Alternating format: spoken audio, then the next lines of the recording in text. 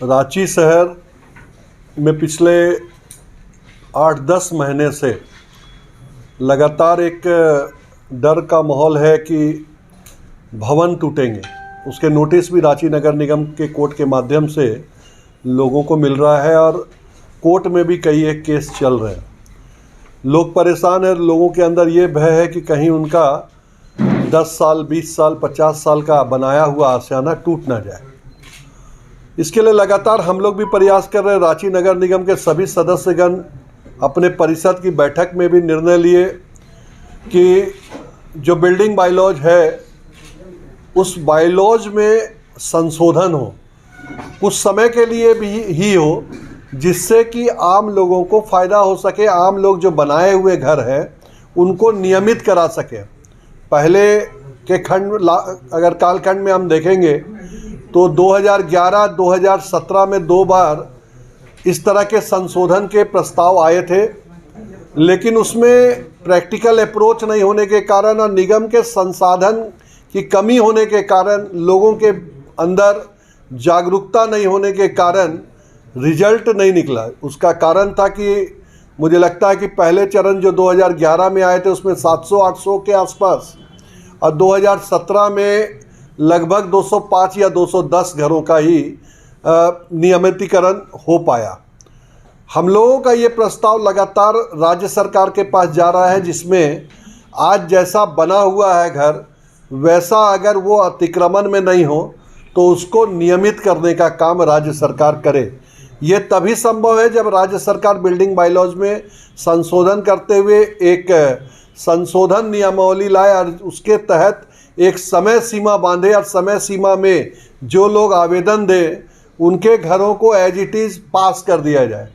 देखिए, इसमें हो सकता है कि मास्टर प्लान का उल्लंघन भी हो, लेकिन मुझे लगता है कि एक लोकप्रिय सरकार चूँकि जनता के द्वारा चुनी जाती है तो उसमें सरकार को जनता के हित को भी देखना है, मास्टर प्लान भी लागू करना है। तो उसमें एक एफिडेविट लेके कि अगर मास्टर प्लान किसी तरह से बाधित हो रहा है तो हम उसके तहत वहाँ किसी तरह का सरकारी निर्माण या सरकारी विकास होने की बात आई तो उस विकास को देखते हुए जनता उस निर्माण को स्वयं हटा दे।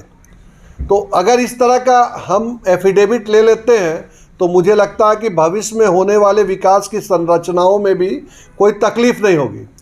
राज्य सरकार के माननीय मुख्यमंत्री जी से, मुख्य सचिव से, नगर विकास सचिव से लगातार वार्ता भी हुई है। वे भी इच्छुक हैं कि ये काम हो। हम लोग नगर निगम परिषद में 53 पार्षद है, 53 पार्षद ने एक मत में इस प्रस्ताव को पारित भी किया, लेकिन फिर भी अभी तक इस तरह के कोई प्रस्ताव नहीं आने के कारण मुझे लगता है कि आम जनता में बड़ा भय का वातावरण है। लगातार अखबार पढ़ने के बाद कई एक लोग बीमार पड़ रहे हैं, किसी का हार्ट अटैक हो रहा है केवल इसलिए कि पता नहीं उनका 50 साल का आशियाना टूट ना जाए।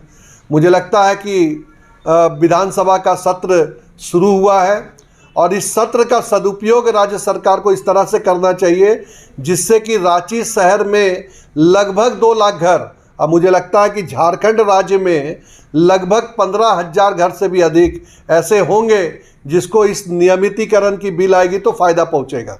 तो मुझे लगता है कि इस प्रस्ताव को तत्काल राज्य सरकार अपने सदन में रखे, पास करे, नियमितीकरण का बिल लाए और आम लोगों को राहत देने का काम करे।